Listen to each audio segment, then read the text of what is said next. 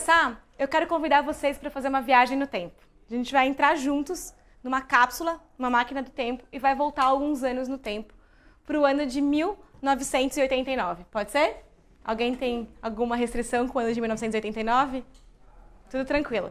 Nesse ano, eu tinha 4 anos de idade. E eu estava estudando na escola com a tia Renata. E a tia Renata, uma professora, como todas as muitas que a gente teve ao longo da nossa vida, cometeu alguns erros. E eu vou contar para vocês a história de um desses erros.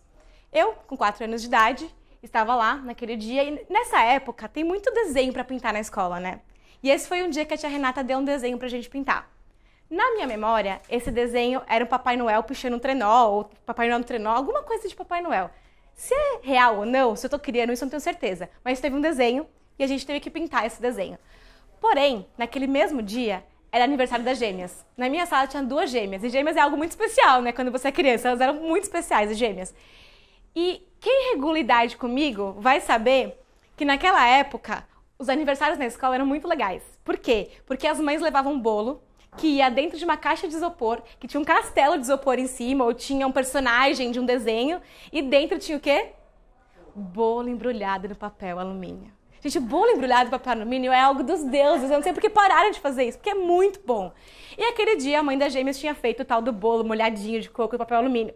E o que a tia Renata fez? Ela falou o seguinte: vamos cantar parabéns, mas o bolo vocês só podem comer, adivinha? Depois que pintar o desenho. Gente, você condicionou o final de uma tarefa a um pedaço de bolo ao final de uma tarefa para uma criança de 4 anos. Eu acho que até hoje eu ia correr, mas naquela época eu corri mais ainda. Então eu pintei o desenho correndo. E eu lembro que a Lara, minha coleguinha de sala, que era muito minha amiga, ficou pintando dela bem devagar. E eu pensando, Lara, vamos, eu quero comer o bolo, vai acabar. E ela lá pintando com todo cuidado. Eu pintei o meu correndo, fui lá, entreguei pra tia Renata. Tia Renata olhou pra mim, olhou pro meu desenho, olhou pra mim, né? Eu era pequenininha na época. Juliana, seu desenho tá horrível. Eu só queria o bolo. Peguei o bolo, meu desenho horrível, voltei pro meu lugar, comi o bolo, tudo certo. Até aí, acho que na hora minha ficha não caiu muito bem do que tinha acontecido. E aí eu fui pra casa e minha mãe tinha um ritual quando chegava em casa. Eu tinha que chegar em casa, tirar o uniforme antes de fazer qualquer coisa, ir pro banheiro, tomar um banho e depois a vida acontecia. Então eu estava lá, eu tirando a minha roupinha pra tomar banho, e era sempre do mesmo jeitinho, no mesmo lugar. E a minha mãe perguntando, Ju, como que foi a escola hoje? E eu respondendo, a tia Renata falou que meu desenho estava horrível. E a minha mãe, como toda boa mãe, ela estava preocupada com a minha carreira. Se eu ia passar na faculdade, se eu ia ter uma boa carreira, se eu ia ser gerente de marketing ou não. Ela estava preocupada naquele momento. E o que ela respondeu para mim? Juliana, cuidado, não vai repetir de ano. Gente, eu tinha 4 anos, eu só pintei um desenho feio, eu queria um pedaço de bolo. Eu achei também que nada tinha acontecido. E aí hoje, quando a gente começa a se autoconhecer e olhar para nossa história, eu lembrei que o meu ano de 1989 foi um ano muito difícil. Será que a tia Renata falar que meu desenho era horrível tem alguma coisa a ver com eu não querer ir para a escola? Com eu chorar todos os dias e minha mãe ter que, de coração partido, falar, não, você tem que ir? Eu acho que tem alguma coisa a ver. E por incrível que pareça, no ano seguinte, com a tia Ana Paula, eu adorava a escola. E foi tudo bem. E dali pra frente, eu me tornei uma excelente aluna. Tive muitos 10 no boletim. Passei direto no vestibular, me formei muito bem. Tiramos quanto? 9,5 no TCC, né? Muito bem. Deu tudo certo. Aquele evento, com certeza, marcou quem eu sou hoje. Porque eu lembro, com riqueza de detalhes, tudo o que aconteceu naquele dia. Para algumas pessoas, isso podia ser o fim da vida escolar. A pessoa podia ter desistido. Não quero mais estudar, meu desenho é horrível, não sei fazer nada, eu vou comer bolo. No meu caso, estimulou para o positivo. Mas estimulou tanto que quando eu tive a minha segunda grande oportunidade profissional, eu caí numa consultoria que trabalhava com educação. E aí eu entendi que tinha um jeito diferente de educar as pessoas. Que não precisava ser daquele jeito, que não precisava dizer pra ninguém que era horrível. E que não precisava entrar numa sala de aula e ficar ouvindo alguém falar por horas, querendo cortar o meu pescoço, meus pulsos, querendo ir embora dali. Que a gente podia educar as pessoas de um jeito que fosse interessante, engajante, que as pessoas quisessem estar ali, quisessem aprender. Que elas saíssem de lá sorrindo, se sentindo bem. E aí aconteceu, né? Da gente se envolver com isso. Então fazem 10 anos que todos os dias eu fico me perguntando como que pode ser um jeito diferente da gente ensinar as pessoas? Como que a gente pode fazer isso de um jeito que seja legal? Um jeito que ninguém se sinta exposto? A gente brincou aqui entre nós, mas a gente não pode se sentir mal na sala de aula. Eu não posso falar que seu desenho tá horrível. Isso é inadmissível. Só que a maioria dos educadores não sabe disso. E educadores de todos os tipos, tá, gente? Não é só o professor que tá lá na escola. Todos nós somos educadores e alunos ao mesmo tempo. Se a gente está numa reunião, conduzindo essa reunião, a gente está educando as pessoas. Por que a gente não pode fazer isso de jeito diferente? E foi isso que me motivou a estudar e a criar e a, obviamente, disseminar essas metodologias. Quero mostrar uma coisa para vocês. Essa aqui sou eu, com 5 anos, um ano depois da tia Renata, na sala da tia Ana Paula. Essa é a gêmea, que estava na minha sala, a outra gêmea já tinha mudado de sala para não ficar as duas juntas. E esse é o meu próprio bolo de papel alumínio, que minha mãe tinha feito para mim. E as festinhas eram mais ou menos assim. E essas obras de arte aqui eram os desenhos que a gente pintava nessa época. Deu tudo certo, ainda bem. Mas essa foi uma história que me marcou muito. E histórias são uma coisa muito poderosa, porque as histórias mexem com nossos sentimentos. O sentimento, ele é o que fica na memória. O que a gente fala, o que a gente faz, o que a gente acha que ensinou, as pessoas vão esquecer. Mas o sentimento, não. E eu tenho certeza que enquanto eu contava a minha história, vocês foram lembrando da infância de vocês. Do bolo de papel alumínio que vocês já comeram, das tias Renatas que já passaram na sua vida, das gêmeas da sua escola, das suas melhores amigas que pintavam melhor que você. Todo mundo se relaciona com essa história. E a arte de falar em público, ó, até errei. A arte de falar em público tem muito a ver com criar histórias ou contar as suas histórias de forma que essas histórias se conectem com outras pessoas. A função de quem se coloca aqui na frente é gerar valor para quem está sentado aí. Vocês estão me doando o bem mais precioso de vocês, que é um pedacinho da vida de vocês. Vocês saíram das suas atividades rotineiras para se juntar aqui hoje em prol de aprender alguma coisa porque vocês acham importante. O mínimo que eu posso fazer aqui é criar essa experiência de aprendizado. E a gente acha que vai fazer só uma palestra, ou só uma apresentação, ou só uma reunião, ou só conversar com alguém. Toda vez que a gente está nessa posição aqui, a gente tem a oportunidade de criar uma experiência. Toda palestra, toda apresentação, tudo que a gente faz é uma experiência. E se a gente começa a encarar como uma experiência, a gente começa a fazer isso de um jeito diferente, com muito mais cuidado. Cada detalhe importa. Se tem um cartaz, importa. Se tem uma etiqueta, importa. Porque isso foi pensado com uma intenção do que vai acontecer aqui. A gente costuma ir numa palestra que é muito boa e sair com a sensação de caramba, esse cara é foda, hein? Esse cara não é foda não, gente. Esse cara se preparou. O grande segredo pra gente, acho que 50%, eu não vi as dúvidas ainda, 50% das respostas àquelas dúvidas tem a ver com preparação. E normalmente a gente negligencia a preparação. Para eu estar aqui hoje, quem me segue nas redes deve ter visto, acha que é influencer. Eu ensaiei essa palestra, eu gravei eu ensaiando, eu escutei algumas vezes, eu refiz pontos em que eu achava que tinha oportunidade de melhorar. Não tem outro segredo, não é talento. Óbvio que algumas pessoas têm uma disposição para falar em público com mais naturalidade, mas não é talento. É técnica, são ferramentas e é muito treino. Tá fazendo sentido até aqui, gente? Bom, o que a gente vai fazer a partir de agora? A gente vai interagir. Por quê? Porque não dá para ser de uma mão só. Não vai ser de mim para vocês, vai ser da gente pra gente. A gente vai construir juntos.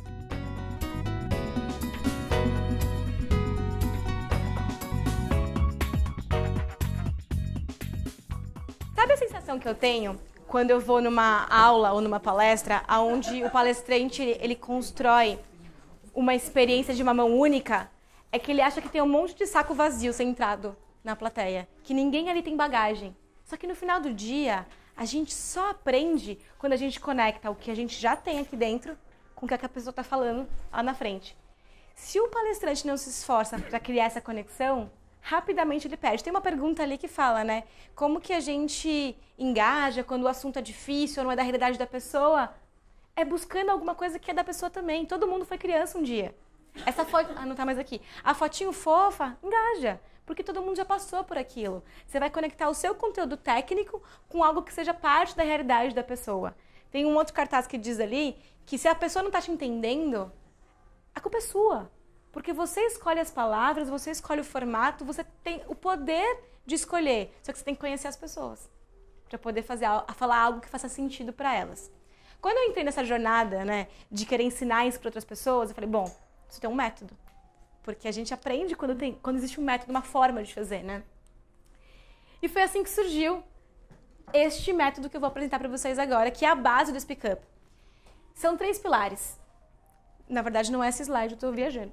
Eu achei que estava escrito uma coisa aqui, tá? Mas são 3 pilares. O primeiro pilar é o roteiro. O segundo pilar é a forma. Então, o primeiro pilar é o conteúdo, é o que eu vou falar, o que eu vou dizer, o que eu vou apresentar, meu conteúdo. O segundo é a forma, como que eu vou dizer isso? E aí inclui tudo, desde o slide, a forma como eu vou falar, a movimentação que eu vou fazer, ao setup da sala que eu vou criar. Tudo isso é forma e faz muita diferença. Normalmente, quando a gente vê um palestrante que a gente fala foda, sabe aquele mesmo foda do começo? É porque ele tem uma forma de entregar muito boa. Só o conteúdo é mais fácil.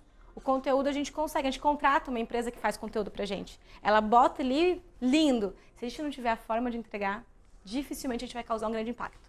E normalmente, agora eu vou vender meu peixe, as consultorias, elas falam sobre esses 2 pilares. Elas vão te ensinar a criar um bom roteiro e elas vão te dar um treinamento de oratória para você falar esse roteiro da maneira certa. Só que eu acredito que tem um terceiro pilar, que é aí que separa as crianças, né, dos adultos, assim que a gente fala, que é a interatividade.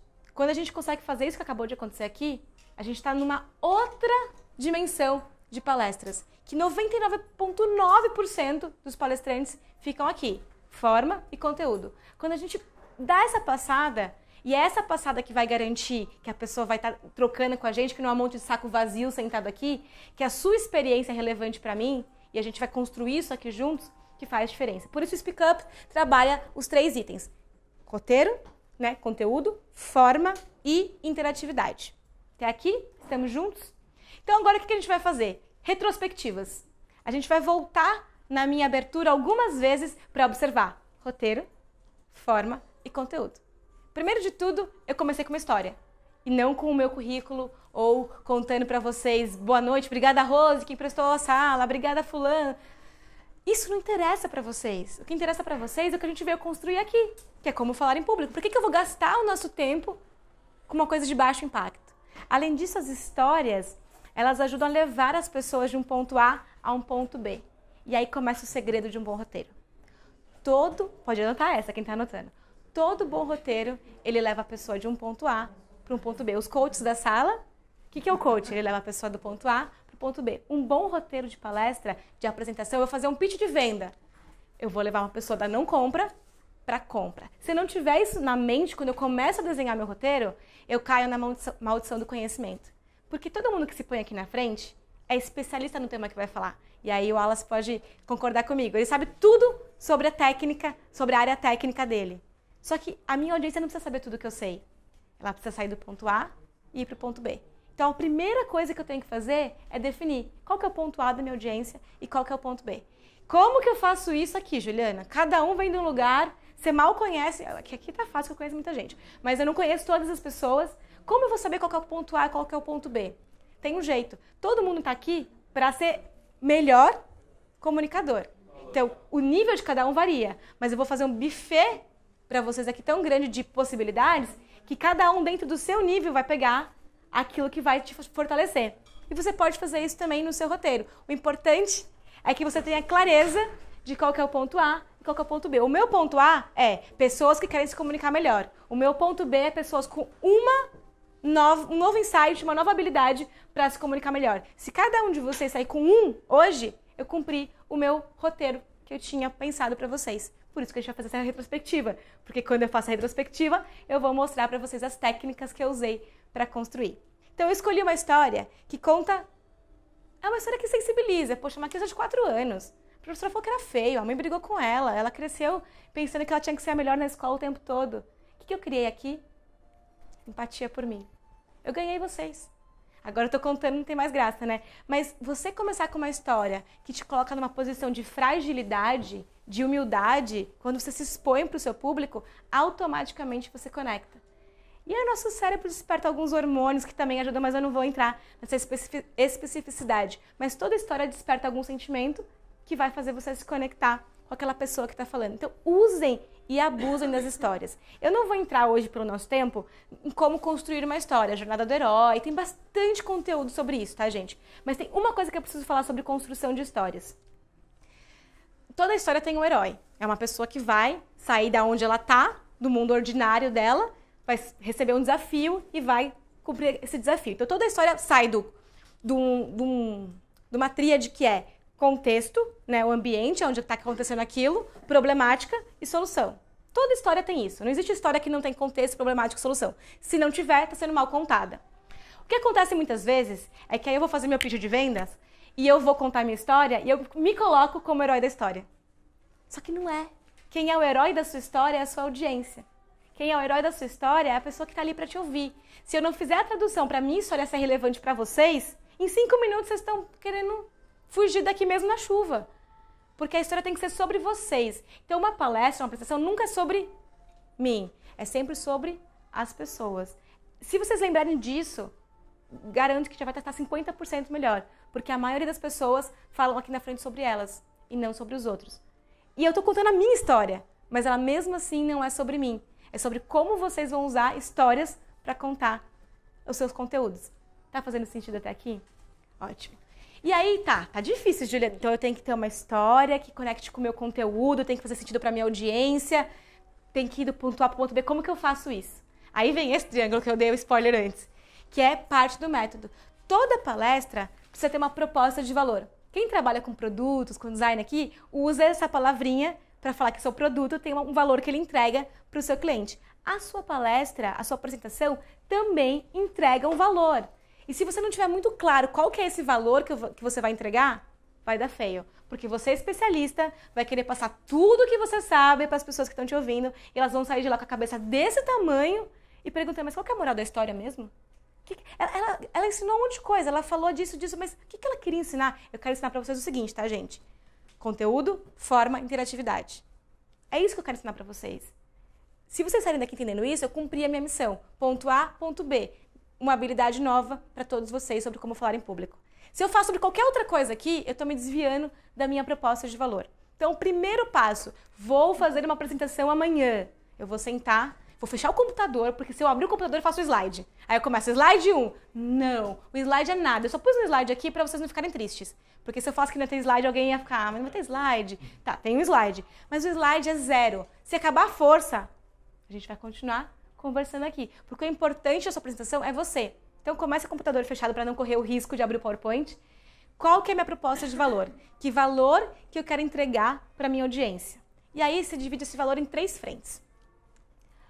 Primeiro é o mindset. O que eu quero que as pessoas que assistam a minha palestra ou a minha apresentação saibam que elas não sabiam antes?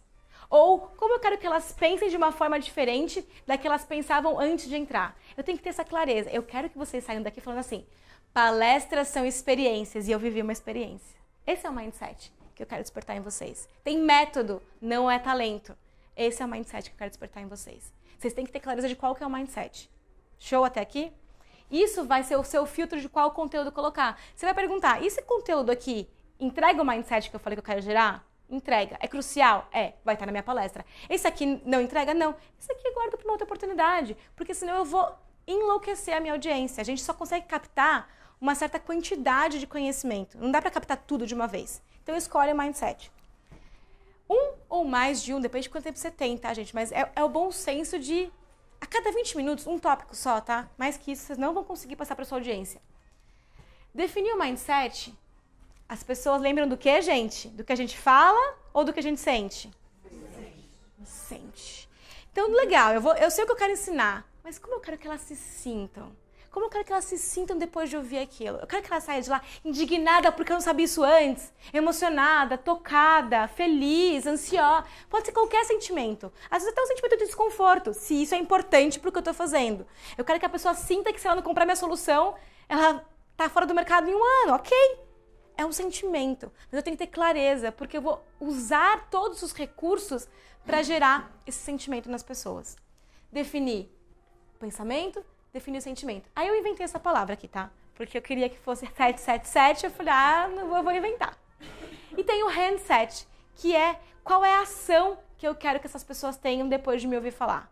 Que tipo de mudança de comportamento real, habilidade, coisas que elas vão ser capazes de fazer depois de me ouvir falar. Vocês vão ser capazes de organizar uma apresentação de uma forma diferente quando acabar o nosso talk de hoje. É real. E eu quero que vocês façam algumas outras coisas também, mas a gente conversa depois. Mas eu quero que todo mundo seja capaz de falar, eu vou fazer uma apresentação, fecho o computador, vou pensar na proposta de valor. Se isso acontecer, eu cumpri o que eu me destinei a fazer aqui hoje. E eu fiz exatamente isso antes de montar. Qual que é a proposta de valor que eu quero, qual é o mind, qual que é o heart, qual que é o hand que eu quero que eles tenham. Porque aí eu tenho uma bússola, gente. É muito difícil pegar todo o conteúdo de 10 anos e condensar em 1 hora. É quase um suicídio mental. Assim, você fica louco ali, o que eu ponho, o que eu ponho. Mas agora eu tenho uma bússola que diz pra mim, vai por aqui, vai por ali. Quando a gente fala em mindset, a gente tá falando de dados, de fato, de conteúdo. Quando a gente fala de hardset, a gente tá falando de emoções. E quando a gente fala de handset, a gente tá falando de aplicabilidade. Toda boa palestra vai trazer fatos, porque existem pessoas que só entendem a linguagem dos fatos. Se não estiver embasado em fatos, elas não vão te dar credibilidade. Toda boa palestra tem que ter emoção, porque se não tiver emoção, ninguém vai lembrar de você. E toda boa palestra tem que mostrar para as pessoas a aplicabilidade. Se eu ficar aqui falando sobre essa teoria muito legal e vocês não entenderem como isso se aplica no seu dia, eu vou perder. E aí eu respondo de novo aquela pergunta. Como que eu faço uma pessoa se interessar pelo meu conteúdo, que é mais técnico ou que a pessoa não conhece, mostrando a aplicabilidade para ela do seu conteúdo? Se seu conteúdo não for aplicável para aquela pessoa, ela nem devia estar ali ouvindo. E às vezes você fala, mas é que alguém vai se tornar líder daqui a 1 ano. E aí ele vai participar do meu treinamento de liderança. Então não é aplicável. É aplicável. Essa pessoa provavelmente é mãe, ou é líder comunitário na comunidade dela, ou ela pode ensinar para alguém sobre liderança. O importante é que ela consiga entender que aquilo que ela está ouvindo, de alguma forma, vai melhorar a vida dela. Senão ela não vai ouvir, gente. A gente é seletivo. Tem muita informação no mundo. Então eu preciso entender que aquela informação é relevante para mim. Quem está aqui hoje, está por um motivo. Vocês querem usar essa informação para alguma coisa. Se eu falar um monte de coisa aqui e vocês não entenderem que o que eu estou falando é aplicável amanhã para você montar a sua próxima apresentação, perdeu. Eu vou perder a atenção de vocês. Tem coisa muito mais legal para fazer do que está aqui, se não é relevante para vocês o que eu estou falando. Então, às vezes, a gente no papel do apresentador tem que fazer essa ponte para a pessoa. Ela sozinha, às vezes não consegue olhar para o seu conteúdo e falar, é aqui que eu vou aplicar. Você tem que ajudar a pessoa a percorrer essa ponte. Olha, é aqui que você vai aplicar. Esse é o seu ponto A e esse aqui é o ponto B que você vai chegar. E quando você chegar aqui, você vai usar isso que a gente está aprendendo dessa forma. Não assim, né, gente? Falando explicitamente. Você vai mostrar isso para a pessoa. Quando a gente faz um exercício como esse, eu estou mostrando. Porque você está fazendo agora. Óbvio que a história que vocês escolheram talvez não seja a história que vocês usariam para fazer uma palestra, por exemplo. Mas é a mesma coisa aplicada num outro cenário. A gente vai lá, mecânico, então o que você faz? Está aqui, você que trabalha na agência. O portfólio. O que esse cara quer sentir? Ele quer vender o produto dele, ele está numa fase de transição da empresa. Como que eu vou encantar ele com a minha história? Como que ele vai imaginar a empresa dele multiplicando os resultados porque eu vou fazer o logo dele? Tem muita coisa que a gente pode explorar ali para responder aquelas dúvidas que a gente colocou ali. Como que as pessoas prestam atenção na gente? Quando a gente presta atenção nelas. Tem uma frase que eu ouvi esses dias de um outro diretor meu do teatro, e ele falou, eu falei, cara, isso, mudou a minha vida.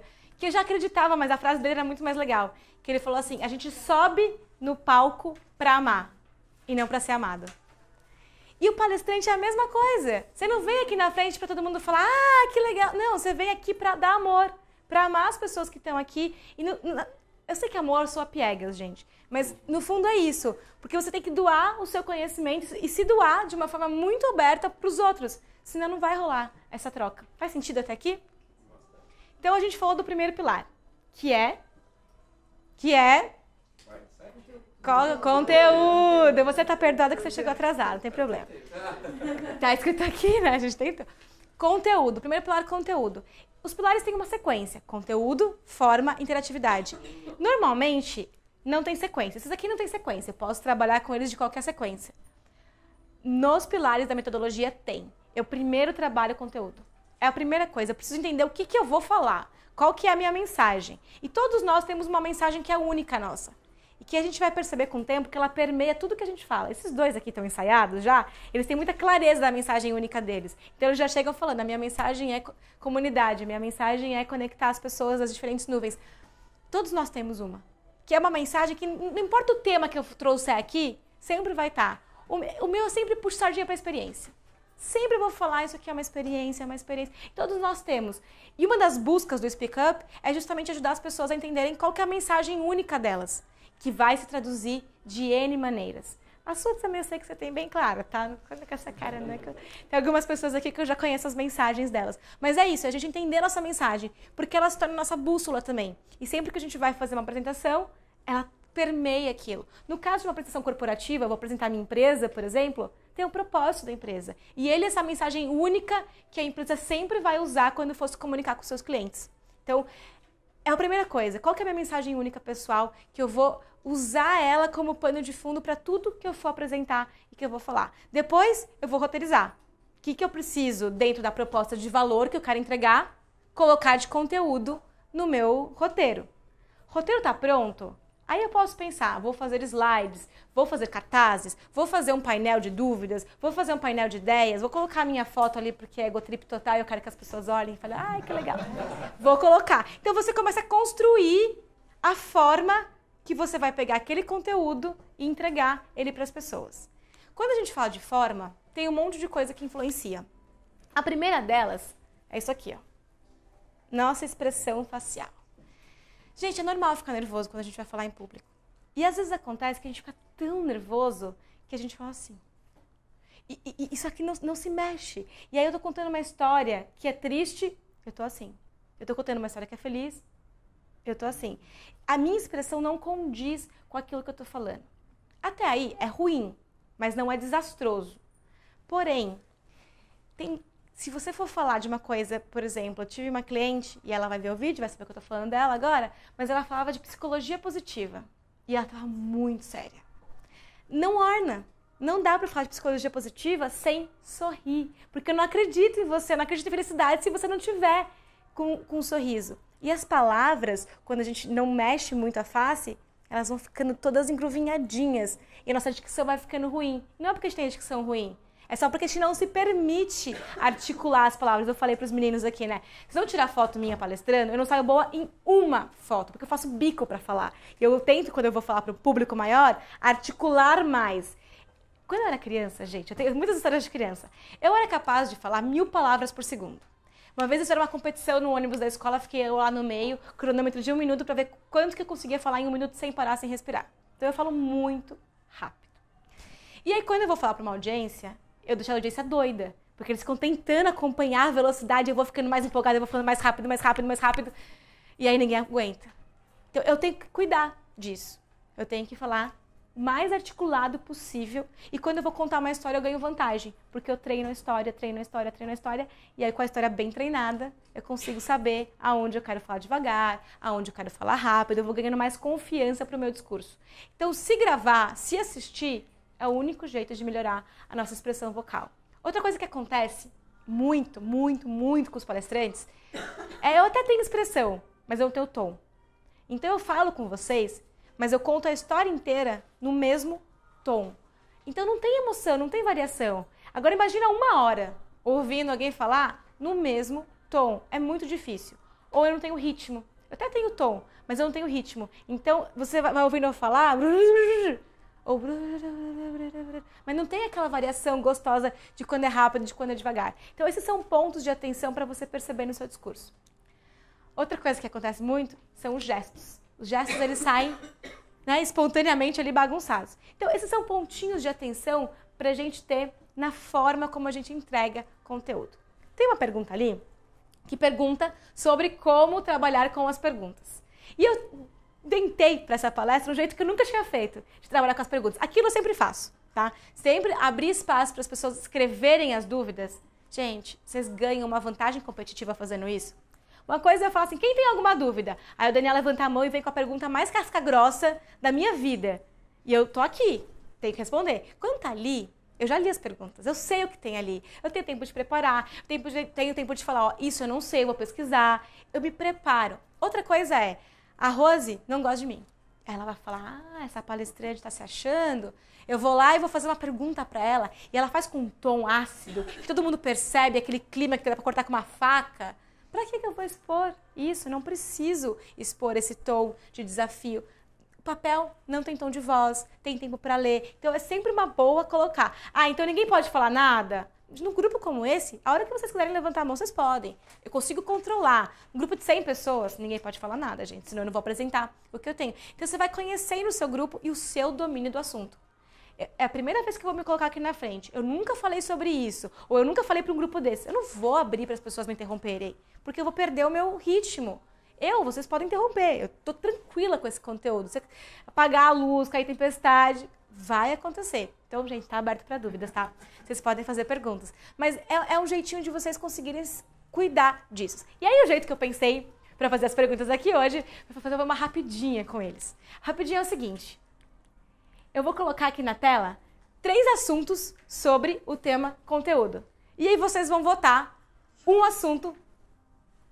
É isso. Ah, tá. Eu falei, gente, o que tá acontecendo? Bom, um assunto que vocês querem que a gente discuta mais um pouquinho sobre ele. Tem 3, não dá tempo de falar os 3, a gente deve estar estourado no tempo. Um assunto. E a gente faz aquela votação básica por levantamento de mãos. Pode ser? Assunto 1, fechamentos marcantes. Assunto 2, perguntas. Por isso que eu falei que ia aparecer aqui em algum momento. A gente já falou um pouquinho sobre isso, né? Mas tem mais coisa para falar. Assunto 3, entendimento do que está sendo falado. A minha audiência entendeu o que eu estou dizendo. E aí? Quem gostaria de ouvir sobre fechamentos marcantes? Ibope, me ajuda aí.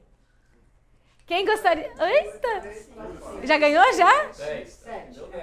Ah, então já era. Não precisa nem perguntar dos outros. Fechamentos marcantes. Tem uma teoria que diz que a gente lembra muito mais do final das experiências do que das experiências como um todo. Tem até uma história de hospitais que metrificaram isso, conversando com os pacientes que passavam por exames bem invasivos e os pacientes que passavam por exames mais longos, mas que no final eles estavam sentindo menos dor ou desconforto, se lembravam dos exames como melhores do que os pacientes que passavam por exame mais rápido, teoricamente melhor para eles, menos invasivo, só que no final eles estavam com um pouquinho de dor ainda, ou de desconforto. Eles lembravam do exame como pior. Então eles começaram a prolongar o exame para dar tempo da pessoa lembrar do exame sem ser invasivo, sem ser doloroso. Palestra é a mesma coisa, gente. Se eu fizer aqui uma palestra incrível e, desculpem a palavra, fizer merda no final, vocês vão lembrar do quê? Da minha escorregada no final. E aí, os meus queridos amigos palestrantes que estão me escutando lá em casa vão falar o seguinte. Eu termino a minha palestra perguntando, alguém tem alguma dúvida? Não. Esquece, nunca façam isso.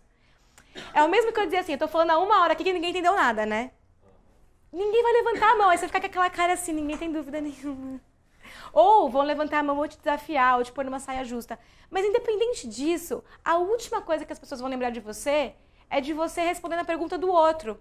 Ou pior, o outro dando uma palestra na sua palestra. Não é o melhor jeito de você encerrar. O seu encerramento tem que ser algo que principalmente mexa com a emoção das pessoas. Tem que ser marcante. Gina, mas o meu contrato diz que eu tenho que abrir para perguntas no final. Legal, você vai abrir para perguntas no final e vai fazer um fechamento. Tem que ter um fechamento. Tem que ter algo que surpreenda as pessoas, que elas não estão esperando ouvir naquele momento. Óbvio que pode ter aquele wrap-up, né? O que a gente falou até aqui? É ótimo que tenha isso. Ajuda as pessoas a fazerem ali uma retrospectiva dos aprendizados. Mas tem que ter um algo a mais. Uma poesia que você queira recitar. Uma atividade que você queira fazer. Tem gente que recomenda não terminar com vídeos. Eu tenho uma discordância disso. Se você puder terminar com você um puta performer, legal. Mas se tiver um vídeo que vai mexer com as pessoas, com o sentimento delas e você sozinho não consegue fazer, eu acho que vale usar o vídeo. Eu já usei várias vezes e deu muito certo. Então é algo que as pessoas não estão esperando necessariamente naquele momento ou que vai mexer com a emoção delas. Mas tem que ser tão planejado quanto a abertura. Não pode chegar na hora, eu vou improvisar aqui no final. Não. Se você não souber nada da sua palestra, saiba as suas primeiras 10 palavras e as suas últimas 10 palavras, super ensaiadas. Porque aí você vai arrasar. Se você não estiver preparado, o nervosismo pega nas duas pontas, gente. É igual o piloto fala, né? O avião não cai quando tá no ar. Ele cai na decolagem e no pouso. Então a gente tem que estar preparado para decolar e para pousar com a nossa audiência, porque é disso que eles vão lembrar. O recheio é maravilhoso, mas eles vão ler no livro depois. Agora, a decolagem e a aterrissagem, eles vão lembrar. Faz sentido? Quem já foi em palestra que terminou com um fechamento bem bacana? Já foi? Faz diferença, não faz? Você leva para casa aquela memória. Tem uma que eu fui de um amigo nosso, que tem um fechamento assim espetacular. Ele faz uma experiência que você vive, que ele liga um cubo, você medita com um cubo. É um negócio que você não sabe nem quem você é depois que acaba. É isso. Você nunca mais vai se esquecer daquela sensação que você teve. Ah, Juliana, mas eu trabalho com engenharia de produção. Tudo bem, você vai encontrar dentro da sua temática, dentro também do seu mundo, você não vai fazer uma experiência transcendental, mas você vai encontrar algo que vai marcar aquelas pessoas. Às vezes é um cartaz que você vai ler que tem uma frase que vai mexer com aquelas pessoas. Às vezes é uma mensagem do chefe daquela galera falando o quanto ele admira as pessoas. Tem muita coisa para fazer. A gente pode ficar aqui 1 hora fazendo brainstorm de como fechar de forma marcante. Manda. Eu ia falar porque eu também vim de cervejaria antes. E lá o pessoal costumava terminar com um surto psicótico. Em bateria, dançando, gritando. Ah, é? Eu achava muito ruim. Muito over. Dava até medo. Mas tinha gente, o pessoal saía principalmente. Pilhar. Tem um grito de guerra, né? Se aparecesse concorrente, eu acho que eles linchavam o concorrente. A sua audiência que manda não é você. Então você vai fazer aquilo que a sua audiência gosta, mas respeitando, e aí não tem a mensagem única pessoal, tem o estilo único de entrega. Cada palestrante tem o seu. Eu não vou vir aqui na frente e pegar uma madeira e falar, vamos lá! Eu não sou essa pessoa. Eu não sou essa pessoa. Eu não me sinto bem fazendo isso, eu não posso fazer. Eu vou vir aqui fazer, abraça colega, levanta, faz... sempre vai ser esse ritmo, as minhas palestras. Mas se você é o cara do, tudo bem, só que tem que ser natural pra você. E ao mesmo tempo, tem que agradar a sua audiência. Se a minha audiência vai morrer de vergonha de quebrar madeira, eu não vou fazer. Tá? Então tem que ser um mix entre quem você é, a sua verdade e o que a sua audiência vai gostar de fazer. Mas primeiro a sua verdade. Porque se você fizer algo que não é seu, você vai se sentir tão envergonhado de fazer aquela bateria que você vai falar, vamos lá, gente, a bateria. Não vai dar. Porque você não vai viver aquilo, né? Então tem que ser muito natural pra você. Deu? Valeu? Rapidinho sobre forma. 3. Qual que a gente escolhe? O poder das pausas. Assassinos de credibilidade. Movimentação e nervosismo. Esse aqui é poderoso, né? Não dá nem vontade de escolher. Mas qual vocês escolhem? E aí? Poder das pausas. Só tá bom. Assassinos de credibilidade. 2, 3, 4, 5, 6, 7, 8, 9. Ganhou, gente. Assassinos de credibilidade. Tem muitos. Tem palavras que são assassinas de credibilidade. Tem gestos que são assassinas de credibilidade. Tem posturas que são assassinas de credibilidade. Postura assassina de credibilidade. Boa noite, eu sou a Juliana, formada no Mackenzie, tenho 10 anos de experiência com public speaking, então, por favor, vocês precisam respeitar o que eu vou falar aqui. Eu sei que tem muita gente aí que acha que entende, mas na verdade não entende. Gente, isso acabou, vocês nem querem mais ouvir. E aí vocês vão ficar assim, vou fazer uma pergunta que ela não vai saber responder. Porque eu cheguei aqui de um jeito tão arrogante, querendo mostrar, me provar pra vocês. Eu não preciso provar nada, vocês vão ver ao longo da palestra, se eu sei ou não sei do que eu tô falando, entendeu? Então, a primeira coisa é o tom como você se apresenta. Isso pode matar a sua credibilidade. A tentativa de ter credibilidade pode matar a sua credibilidade. E para apresentar a empresa também. Estou falando isso para vocês, que eu sei que tem gente aqui que vai fazer apresentação comercial, e aí você chega querendo vender tanto a sua empresa, que o cara fala assim, nossa senhora, ele acha, o vendedor acha que é melhor que eu. Eu não quero comprar dele. Eu não me senti à vontade com ele. Então, a primeira coisa, humildade. Se colocar numa posição de humildade. Você pode contar os seus feitos, mas de uma forma que as pessoas vão se sentir participantes daquilo e não bombardeadas por quem você é. Segunda coisa que mata a credibilidade. Algumas palavras. Quem aqui... Todo mundo já fez isso, tá? Eu já fiz isso também, gente. Nunca começou uma reunião falando assim, oi, pessoal, eu vou falar pra vocês um pouquinho, tá? Ou eu vou falar rapidinho. Na boa, você vai falar um pouquinho, nem fala. E se é rapidinho... Quão importante é isso que você vai me falar, que é um pouquinho rapidinho? E no diminutivo também não é legal, gente. Então, cuidado. E esse é um vício que eu vejo ser repetido, assim. Às vezes eu me pego falando isso. Às vezes no meio de uma reunião você fala, agora eu vou apresentar rapidamente pra vocês isso aqui. Vale. Mas a sua primeira fala não pode ser que vai ser rapidinho, um pouquinho.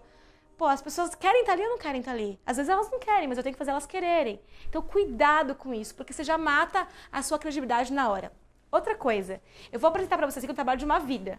Faz 10 anos que eu pesquiso isso, que eu me empenho. Se é a melhor metodologia, se não é, eu não sei. Mas para mim, é o trabalho da minha vida. Eu não posso chegar aqui e falar assim, gente, eu queria uma metodologia, eu acho que ela vai ajudar vocês. Eu acho, não dá. E o meu olhar, se o meu olhar desviar do olhar de vocês por um segundo quando eu tô falando da minha metodologia, é porque eu não acredito nela. E o seu público vai saber disso. Eles não vão falar pra você assim, eu não comprei ou eu não fui porque seu olhar desviou.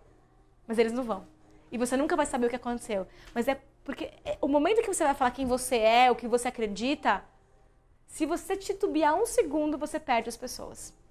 Outra coisa que também faz as pessoas se desconectarem de você são as palavras de preenchimento. E todos nós usamos elas. Então eu tô aqui na frente e eu perdi a linha de raciocínio do que eu ia falar. Ou eu não tava tão bem ensaiada assim. E aí eu começo... então... E fico nesse... Você sabe ou você não sabe do que você tá falando? A pessoa vai desconectar de você. Primeiro que incomoda ficar ouvindo muitas palavras de preenchimento. Segundo que dá a sensação de que você não sabe com tanta convicção sobre aquilo que você tá falando. Os vícios de linguagem também. Mas menos que as palavras de preenchimento. O vício de linguagem é aquele, né, gente? Entendeu? Então tá bom, que a gente fica repetindo. Esse incomoda, mas não tira tanto a credibilidade como as palavras de preenchimento que mostram que a gente não sabe o que a gente quer dizer. Se aconteceu uma vez, duas, ok, mas repetidamente desconecta. Desculpa, o que você estava falando? Pode ser que o nervosismo seja uma causa dessas palavras de preenchimento também. Com certeza. Você tá nervoso e você perdeu a linha de raciocínio. Com certeza. Mas aí sabe o que você faz? Uma pausa. Você pode ficar 2 segundos em silêncio. Não é um tempão, as pessoas nem vão se sentir desconfortáveis com isso. Tá? As pausas, elas são muito poderosas num discurso. Eu posso contar a minha história assim. Eu vou contar das pausas, né? Já comecei. Eu posso contar a minha história pra vocês assim.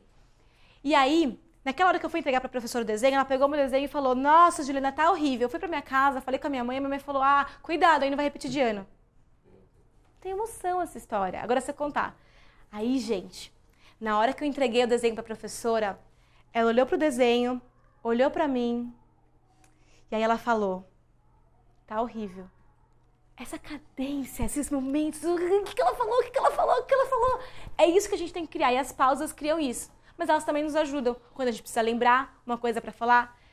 Para pessoas que, como eu, falam 1000 palavras por segundo, eu preciso enfiar algumas pausas no meio para vocês respirarem. Não para mim, não, porque eu não preciso respirar. Eu posso ir horas sem respirar.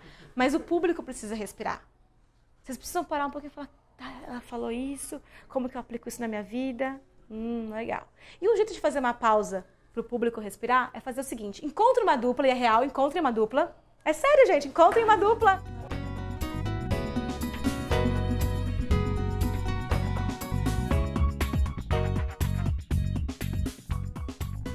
É bom trocar, né? Isso é uma pausa. Isso é uma pausa que eu respiro, que eu venho aqui, dou uma checada, olho o meu tempo, tomo uma água, me arrumo e vocês estão trocando. Não é de uma única mão, não é um monte de saco vazio só recebendo conhecimento. Quando vocês podem trocar, é a hora que você vai falar assim, eu sei sobre esse assunto, deixa eu te contar o que eu sei. E aí você não quer mais me desafiar, porque você faz parte dessa construção. É aí que a gente ganha o público. Quando adultos, eles precisam mostrar que eles sabem sobre o assunto. Eles vão mostrar assim, de um jeito bacana, ou eles vão te desafiar. Que seja de um jeito bacana. Então você intencionalmente criar essas oportunidades te ajuda como palestrante e ajuda a pessoa que está recebendo a não dormir, a não ficar ouvindo. Porque eu levanto, faço sangue circular, me movimento. Então, tudo isso é pensado. Tudo tem um motivo para acontecer, não é por acaso. Eu não resolvi pôr uma pausa agora por nada. É porque tem uma técnica por trás disso. Por isso que eu bato tanto na tecla da metodologia. Porque a gente entende o porquê a gente está fazendo. Porque a gente vai numa palestra, a gente vê o cara fazendo alguma coisa lá na frente. Bota a mão no ombro do seu colega e fala, você é foda. Aí todo mundo... Aí você vai fazer a sua, você faz a mesma coisa. Legal, funciona. Mas por quê? E aí como você transforma isso? Mas aí você consegue fazer uma coisa. Né? Aí você fala assim, eu queria pôr dinâmica nas minhas palestras. Então eu vou aprender a quebrar flecha no pescoço, quebrar madeira, no fogo. Mas não é sobre isso, gente. É sobre o que aquilo provoca nas pessoas. A hora que você entende a mecânica, você faz qualquer dinâmica, qualquer coisa. E o Speak Up é justamente sobre entender as mecânicas por trás. Por que a gente faz assim? É por isso. Aí você cria o seu, aí você se torna único. Você não precisa mais copiar o de alguém. E é isso que eu senti a falta das pessoas ensinarem. Elas não ensinavam o pulo do gato. Elas ensinavam, pula assim. Mas por que o gato pula daquele jeito? Ninguém ensinava. Bom, se é certo ou se é errado ensinar isso, é isso que eu quero ensinar para as pessoas, os pulos dos gatos de verdade. Terceiro item da nossa tríade, conteúdo, forma e interatividade. nessa sequência, gente. Não coloquem a interatividade antes de masterizar a forma. Tenho certeza que você está falando bem, que você está confortável com o seu conteúdo. Aí, legal, agora eu vou criar oportunidades de interação. Tem que ser nessa sequência. Porque se eu quero criar interação lá no começo, eu nem sei o conteúdo, eu vou me perder. Eu não vou estar seguro o suficiente para fazer o público interagir. 3 modelos de interação. A gente tem a interação que acontece do palestrante com o público. Quem quer votar na pergunta, levanta a mão. Quem acha tal coisa, levanta a mão. Tudo que eu pergunto para vocês e como grupo vocês me respondem é a interação palestrante-público. É a mais segura. Ah, Juliana, eu nunca fiz interação na minha reunião, tô com medo de fazer. Faz uma sua com todo mundo, porque você dificilmente vai perder o controle. É só levantar a mão, é mais tranquilo, é fazer assim com a cabeça, é falar uma palavra. Agora, tudo que você vai fazer, modula. Porque se você não modular, você vai ficar com cara de pastel aqui na frente. Gente, o que vocês acham disso? Gostaram ou não gostaram? Você não sabe se é pra falar sim, se é pra levantar a mão. Então, se é mão, gostaram ou não gostaram? Quem gostou, levanta a mão. A minha mão tá aqui, já tô mostrando. Quem gostou, gente? Então, aqui. Quem gostou, sim ou não? Porque aí você mostra pro público que comportamento você quer que eles tenham. Eles não vão adivinhar e se eles tiverem dúvida, eles não vão fazer. Então, vai fazer interação? Mostra como fazer. Segundo tipo de interação, público-conteúdo. Também mais segura. Porque vocês vão pegar agora a folha e vão construir a sua história. É você interagindo com o conteúdo. Anota a sua melhor ideia. Anota uma dúvida. Sempre que a pessoa com o conteúdo também é mais seguro. Porque você ainda tem controle, bota o cronômetro na tela, fala para a pessoa quanto tempo ela tem. Explica certinho. Público com o público. É a mais legal. É a que deixa a sala fervendo, que faz suar, mais arriscada. Então essa a gente vai fazer quando a gente estiver confortável, que foi muito do que rolou aqui hoje. Acho uma dupla, conversa. Mas se por um minuto eu tiver dúvida de como fazer, o tiro pode sair pela culatra. Então eu vou falar de um evento que eu fui, que eu adorei, foi maravilhoso. Os caras colocaram um monte de oportunidade de interação, nunca tem isso nos eventos, eu elogiei eles, mas a facilitadora pisou na bola. Por quê? Ela fez o que eu fiz com vocês aqui no começo. Acho uma dupla, só que era um grupo de 50 e poucas pessoas de vários países. Na hora que a galera começou a achar... E ela ficou assim, gente... Já era. Ela perdeu o grupo. Foram 30 minutos de atividade que o grupo ficou caótico, assim. Não conseguia... E ela tentou, ela tinha uma estrutura, ela era boa naquilo. Só que ela deu a primeira instrução errada. Então, tem que ter cuidado. Esse é um que eu nem vou entrar nele profundo aqui hoje, porque realmente tem que ir com mais cuidado para vocês não perderem o público totalmente, a sua palestra desanda, aí você não consegue mais voltar e foi para um outro rumo que você não queria. Então tem que ter um cuidado para usar ele a seu favor e não contra você. Vamos fazer uma retrospectiva agora do nosso encontro? A gente começou o dia com uma interação leve, enquanto as pessoas chegavam, falando sobre dúvidas, sobre ideias, se apresentando, se aquecendo para receber a mensagem que eu tinha para passar. Começamos com uma abertura marcante, com uma história que conectava todos vocês com o conteúdo que eu ia trazer. E depois eu usei essa história como base para ir trazendo todo o conteúdo que era os 3 pilares, que são... Muito bem. E aí, qual que era o primeiro pilar dentro de conteúdo que a gente tinha que... A primeira coisa que a gente tem que fazer, fecha o computador e... Proposta de valor. A gente não vai fazer nada da nossa palestra sem saber qual é o valor que a gente quer gerar para as pessoas. Porque palestras são experiências. Tá, acho que deu alguma coisa certa aqui. Então a gente passou por isso, viveu essa experiência de contar uma história sem lugar de chegada e com lugar de chegada. E aí a gente entendeu que não é só o conteúdo que importa. A forma como eu vou colocar esse conteúdo, a vida que eu vou dar para ele, faz toda a diferença. E se eu conseguir, dentro dessa vida, trazer oportunidades das pessoas interagirem comigo, com o conteúdo e entre si, isso vai ser muito mais rico. Tá fazendo sentido para vocês? Tem alguma coisa aí que a gente vai poder usar na nossa próxima apresentação? Primeiro, obrigado por vocês terem vindo debaixo da maior tempestade do universo para estar aqui hoje. É nessas horas que a gente entende quem é e quem não é, quem tá afim. Eu não tô criticando quem não vem, muita gente queria estar aqui, tá? Não é isso, pelo amor de Deus. Mas é que a vontade de fazer algo diferente, de fazer algo melhor, move as pessoas a estarem aqui se dedicando para isso. E isso me move a continuar me dedicando para fazer o meu trabalho também cada vez melhor. E eu queria encerrar o nosso encontro de hoje com uma história. Eu comecei com uma história e eu quero encerrar com uma história. E essa história, ela fala um pouco sobre propósito. Propósito é um dos temas que mexe muito comigo, que me dá tesão mesmo de estudar, sabe? De entender o que é propósito. Tem muitas visões por aí. E uma que fez sentido pra mim é a de que propósito, ele não é um substantivo, ele é um verbo. Então a gente às vezes acha que o nosso propósito é a educação, por exemplo. Só que a educação é um substantivo. E se um dia tiver todo mundo bem educado, acabou o meu propósito, o que eu faço? E aí eu entendi que não, porque não é sobre um substantivo. O substantivo é uma causa. O propósito é sobre um verbo, é sobre uma forma que eu me porto no mundo. E que esse propósito ele se manifesta ao longo da nossa vida de formas muito distintas. E a gente às vezes pensa, mas meu propósito mudou, mas eu sou uma pessoa nova, diferente, como meu propósito se mantém? É porque o propósito é essa essência. A forma como essa essência se manifesta na vida vai mudando conforme as oportunidades que a vida nos traz. E eu vejo muita gente sofrendo porque fala, eu não consigo viver meu propósito, porque o meu trabalho não permite. Mas não é sobre o trabalho, é sobre como você faz o trabalho, porque é um verbo.